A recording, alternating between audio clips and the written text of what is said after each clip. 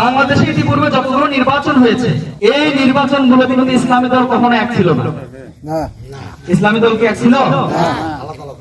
এইবার ইসলামী দলগুলো চিন্তা করছে যে ইতিপূর্বে যা হয়েছে হয়েছে, এবার আমরা সবাই এক।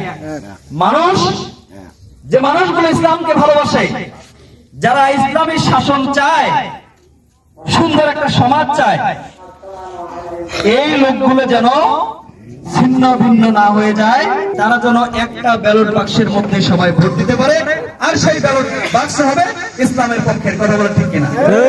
তাহলে চরমনাই বলেন, খেলাফত ইসলাম বলেন, হেফাজত ইসলাম বলেন, যত ইসলামী দল আছে, জামাত ইসলাম সহ সব জামাত ইসলাম, সব ইসলামী দলগুলো কিন্তু এখন এক হয়ে যাচ্ছে।